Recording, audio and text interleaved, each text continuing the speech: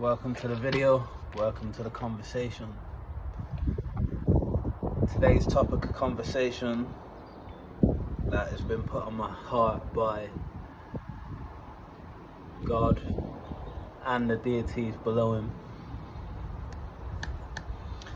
is another conversation about our inner child. Another conversation about understanding the importance of nurturing and honouring our inner child enough to heal and collect all the fragments from the traumas of our childhoods.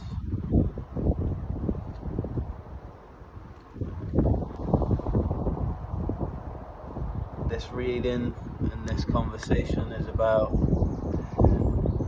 understanding what the inner child is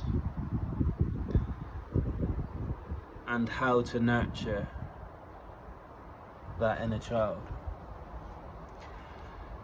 So I've had discussions on this channel before talking about when we were all children, any traumatic experience that we went through as a child causes or caused a part of us at that time to fragment off.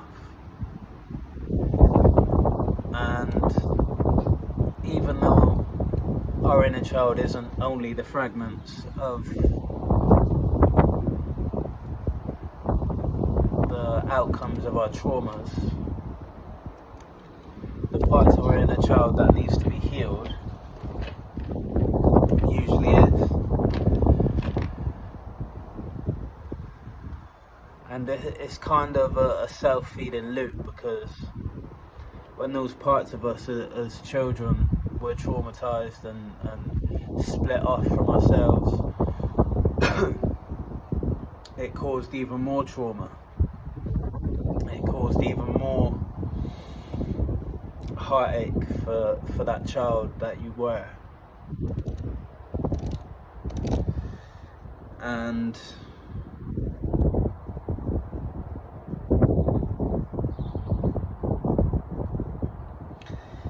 it's going to take a lot of patience. It's going to take a lot of wherewithal, a lot of focus and determination to really heal those parts of us on a whole level, on the kind of level that is needed moving forward. We've almost, as the adults that we are now, we've almost got to become protectors of that inner child. We've almost got to become knights in shining armor for that child. We have to really go within and show those parts of us unconditional love, which comes easy when we really learn to love ourselves. Loving ourselves is the key to everything in life. Every hardship, even as adults, every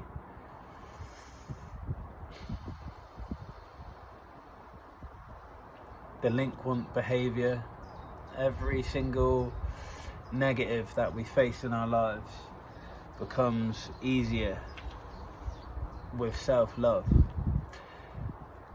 to the point where those behaviors start dissipating and disappearing and dissolving in the face of that self-love. They say that it's said that the strongest force on earth is love. And then when some tests were done to measure the feelings and the energy that the body emits, during certain times, it was found that authenticity was the strongest, I want to say emotion, but authenticity isn't really an emotion, but I've got a theory on that. And my theory is that when you truly love yourself, like truly love yourself, that is what authentic love is. You know, they say, if you don't love yourself, nobody can love you. Excuse me.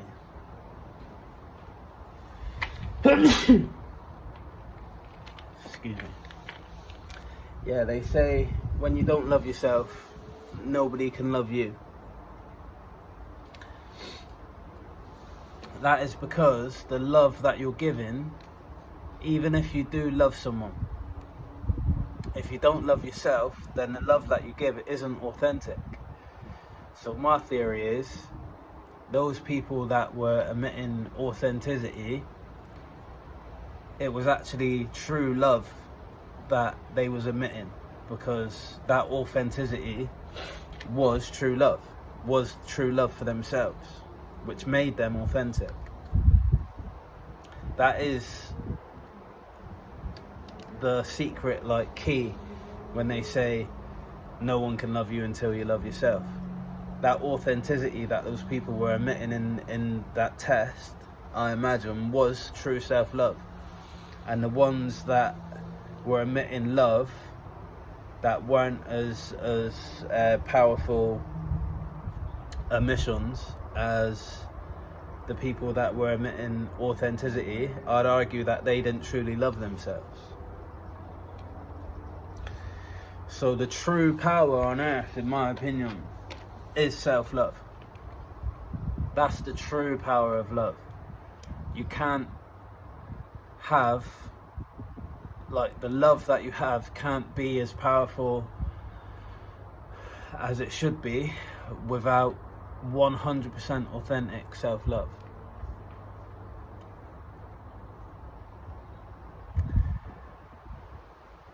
And this is what it's going to take in order to heal our inner child. We have to really go within in our minds and really show authentic love for that part of ourselves. So I'm being guided to give an example of when I've done this in the past. So when I've done inner work with my inner child and I've retrieved parts of myself that were fragmented off as a child, I closed my eyes, went into almost a meditative state, and I spoke to that child. I almost scanned myself internally, and I asked a question like, first of all, what I did was I went into a meditative state and I asked myself, I counted up through all of my ages, age 1, 2, 3, 4, 5, and I took my time with it. Age 1, is there any parts of me that are missing? Ask the question as though like I'm talking to myself from a third person point of view. Age 2, is there any parts of me from that age, from that era that's missing? And I went all the way up until I was an adult. And every single time I got an answer that was saying, yeah, there's a part of me that's missing here, I wrote it down. And then first I went back into my memory to that age, and as an adult from memory tried to remember what it was and wrote that down. And then I went into that age and spoke to that part of my child and asked if there's anything that I don't remember from them times that is affecting that part of me, and I wrote that down. And then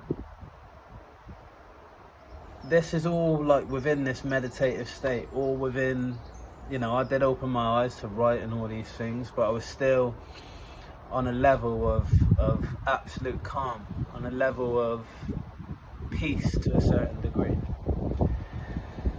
And each part of me, once I felt and I asked as well, and was told by that part of me, by that part of the inner child, that yeah, this year is the whole issue of that time. And then further asked, is there any other parts of us from this age that are missing? Is there any other issues that we've not spoke about here, or any other fragments that happened around the same age? Once I was happy that I'd gathered all the fragments from that age group of inner child, I then close my eyes and give it a massive big hug by wrapping my arms around myself and imagining that like the inner child was here, and let that inner child know that you're home with me, you're safe.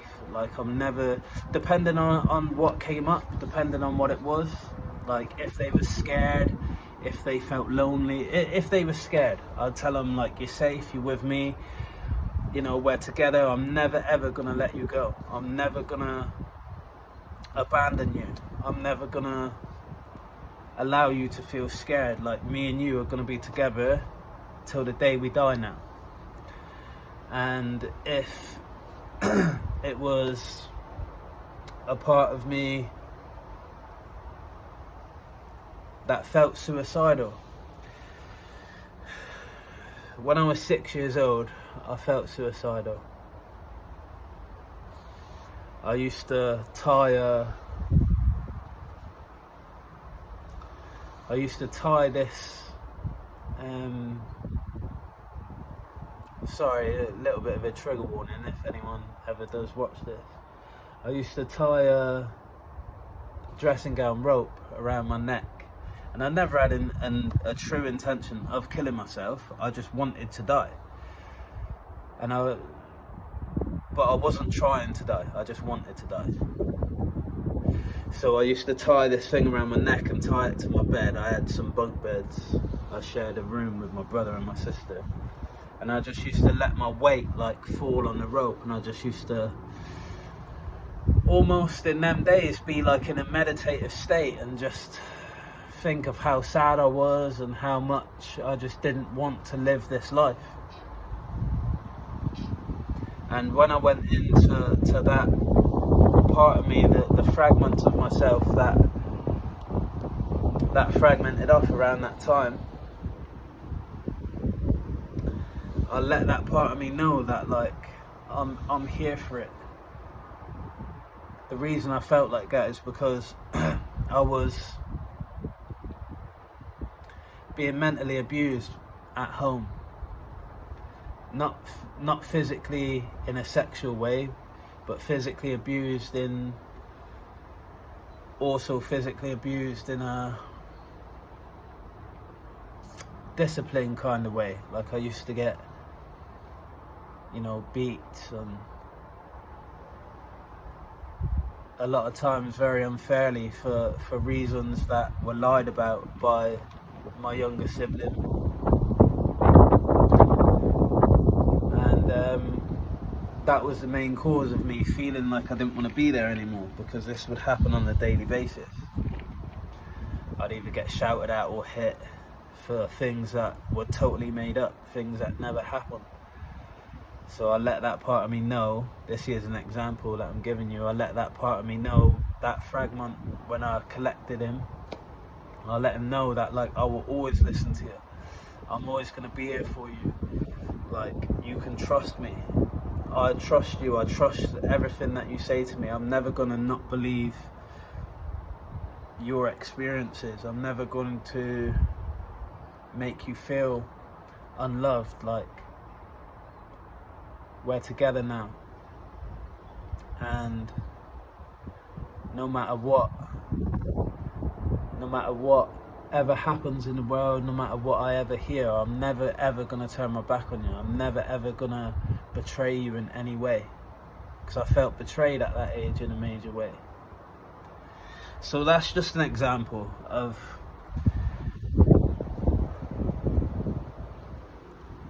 understanding and doing some deep work into understanding exactly what was happening around the time, how that fragment of you felt, and then addressing it in a way that can make that part of you really feel reincorporated into your being, into back home. You are home to this fragmented part of you. All of these fragmented parts of you. You are home to those fragmented parts. So just letting it know that it's home, and whatever it went through is not going to be the case now that it's home. And I also apologized, like, very earnestly, that I allowed him to be out in the wilderness for so long. You know, that 6-year-old part of me, I did this about maybe a year and a half, 2 years ago, but that maybe about a year ago actually, that part of me, I first started working on these things about 10 years ago, but I did this exercise that I'm talking about now about a year ago, and that was the last thing that I really needed to do to heal those wounds and bring those parts of me back and make sure that they're not gonna go AWOL again.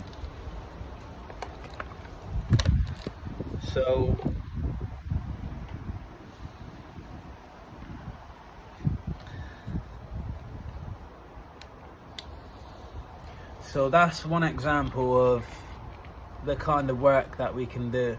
And that kind of work right there, when we sit there and we do it on our own and we really take our time to try and understand and really go in deep and do work that's really tangible and heavy hitting to a certain degree. That's the kind of work that is needed, and that's the kind of work that really heals as well. And I did that to about, I think there was about 15 or 16 different fragments of myself that I had to do that with. And after I actually, so it was 15 or 16, and then after about 6 months, I realised that I needed to do it again. So I realised that maybe there were fragments of me at the time that didn't come through, that I could feel I needed to do work on, and I never got around to doing it. So I'm going to do that again soon. The second card, talking about what we were talking about, is the Knight of Swords. And that is your knight in shining armor right there. That is, so this is the kind of work that God wants us to do. God wants us to do, and the deities, the spirits that make up the spirit world, want us to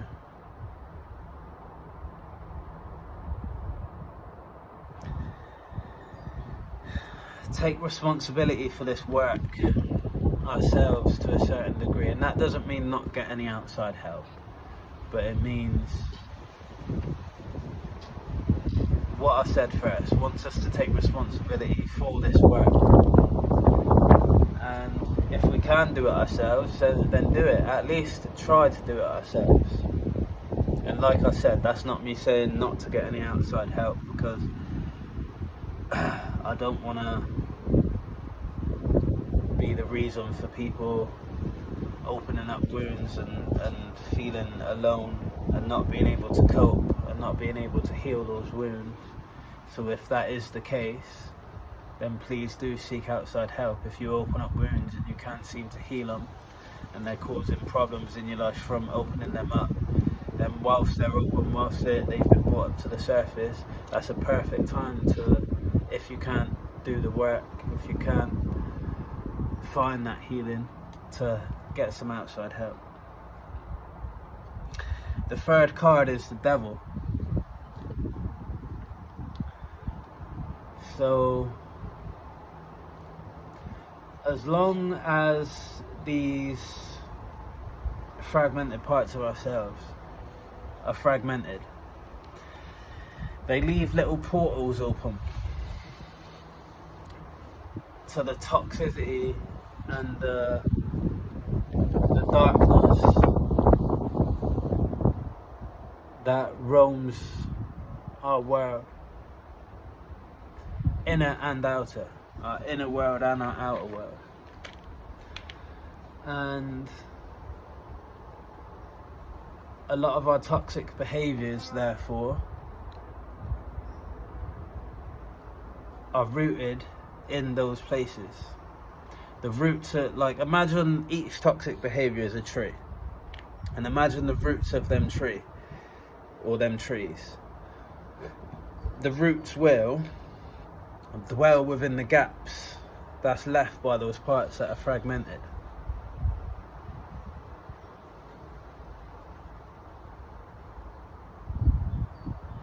Which means they would have grew out of those parts of us. So a lot of the toxic behaviours that are partaken in society, and there's a whole wide range of them, I don't want to give any examples, you know, you can fit whatever toxic behaviours affect you into that little space, but all toxic behaviours that are partaken in by society on an individual basis are the only reason that they're even a thing is because of these open wounds within us. We're trying to fill them holes subconsciously, sometimes consciously, but we're trying to fill them holes whether we know it or we don't. And as long as we don't do the work to plug them gaps by bringing the fragments of us back, we're always going to be susceptible at somewhere along the line. Even if we do loads of amazing work, if we don't actually bring them fragments back and plug the gap properly with the fragments that are supposed to fit there, we're always going to be susceptible to negative behaviours. We're always going to be susceptible to toxic environments, toxic behaviours, toxic relationships.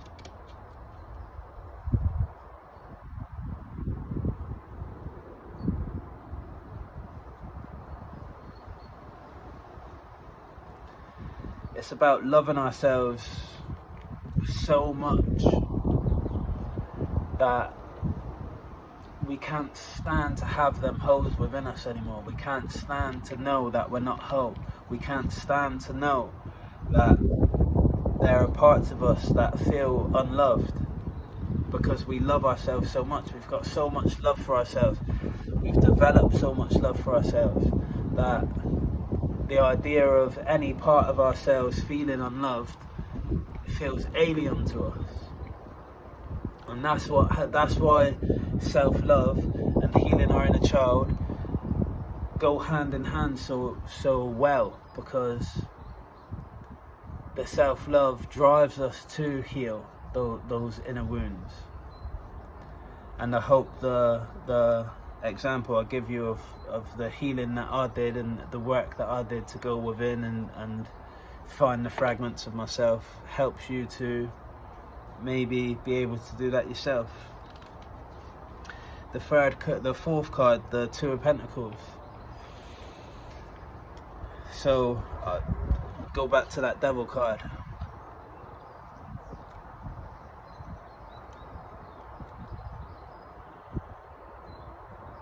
The devil can attack you if you don't do that work.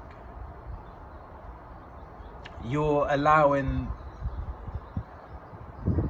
open doors and open windows. Imagine your house is like until you've healed them wounds, imagine that your body is a house in a really crime-ridden area, and you're leaving your doors and your windows open all night.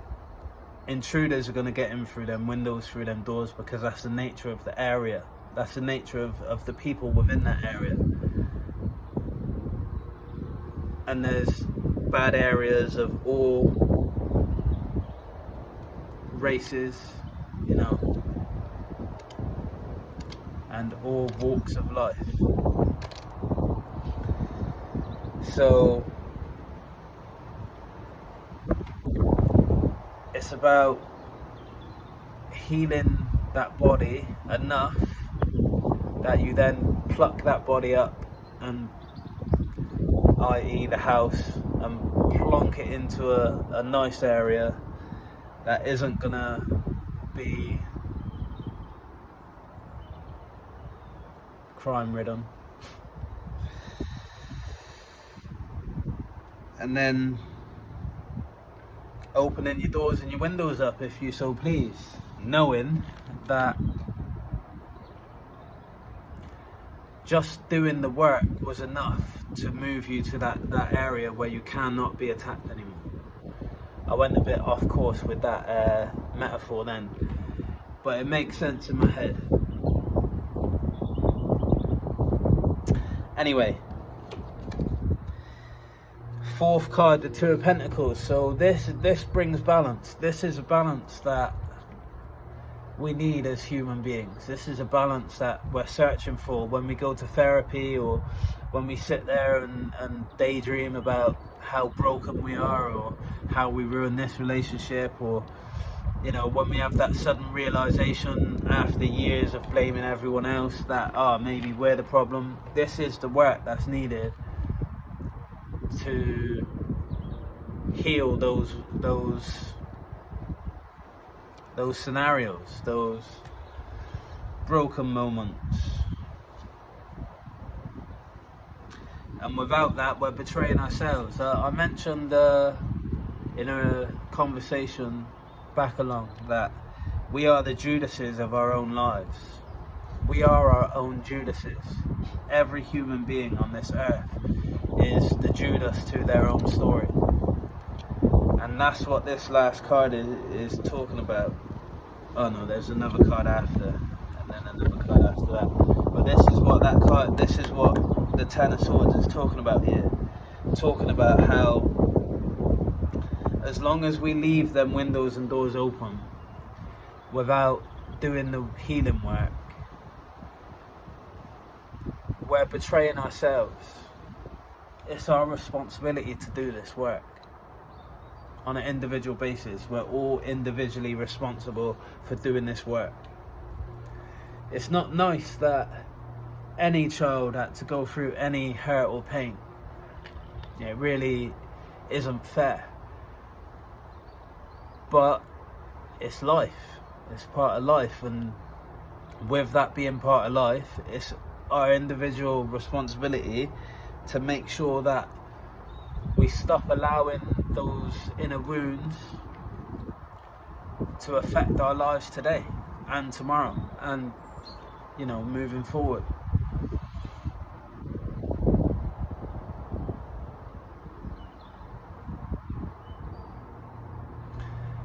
And even if those wounds were caused by other people, by allowing them wounds to still be there as an adult, that's where the betrayal comes in. That's where we're betraying ourselves. That's where we're becoming the Judas of our own story, because we're allowing all the toxic things that there are in life, all the toxic behaviors, all the toxic scenarios, all the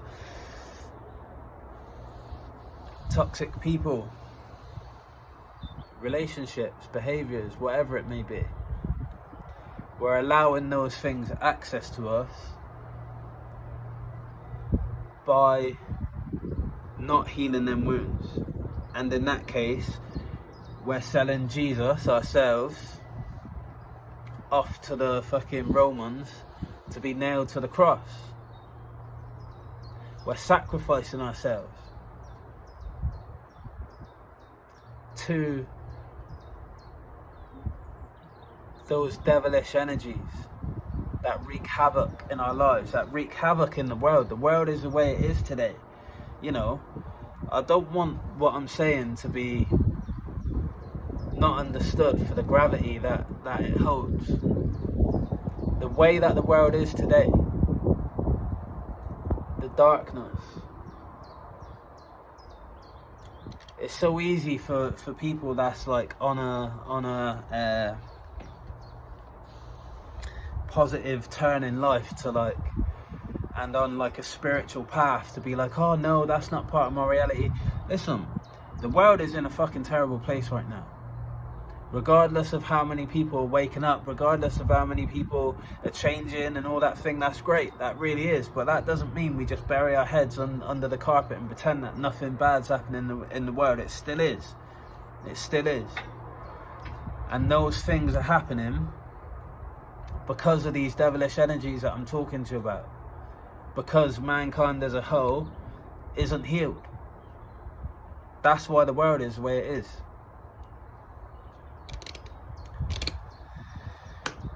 So it's super, super important that we stop being the Judases, stop being the betrayers, stop putting all these swords in our own backs. Because that's what we're doing. That's what we're doing. And once we take them swords out and allow the wounds to heal, once we take them swords out and we heal the wounds and we do the work and we become determined to find where the stab wound was, heal it up, nurture ourselves back to full health, expansion comes from that. Great expansion. So for me personally, the Two of Wands, the Two of Wands has a very personal feeling to me. That card, anytime, I won't go into detail, but that card for me represents me and God together. And that card has represented that to me from pretty much when I first started learning tarot. Things happened around that card that's what that meant to me. And this card is the Three of Wands, where he stood looking out just after being with God, ready to expand, having had God's counsel, funnily enough. And that's what this represents for me. Once we do that work, we've received God's counsel. We've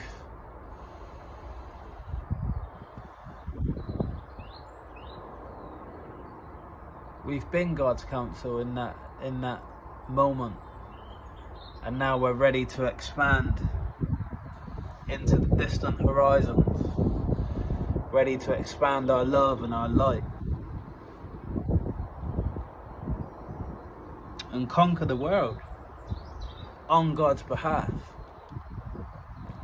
The words that I'm trying to find isn't doing this card any justice right now.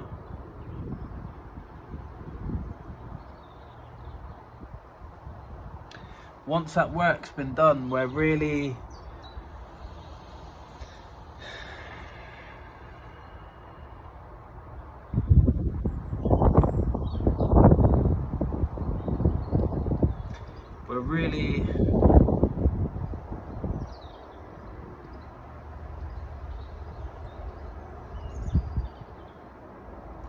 doing mankind justice.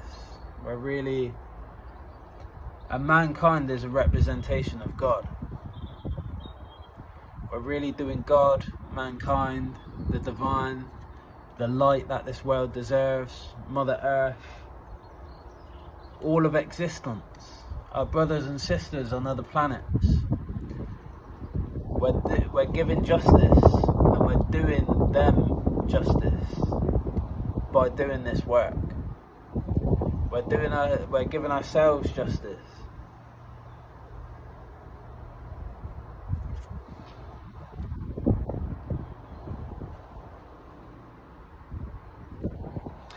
If there was one thing that we needed to do to prepare for this new way of life, the way it's going to be, this is it.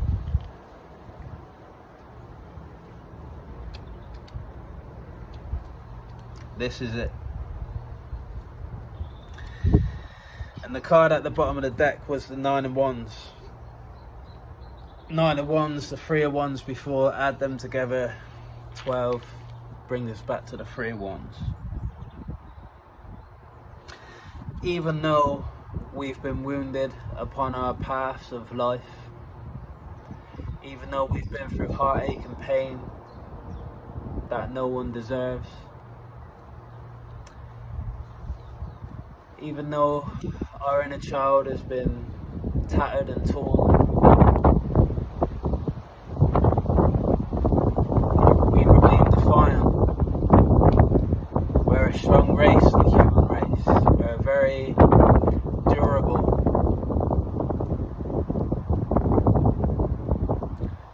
And we're ready to expand.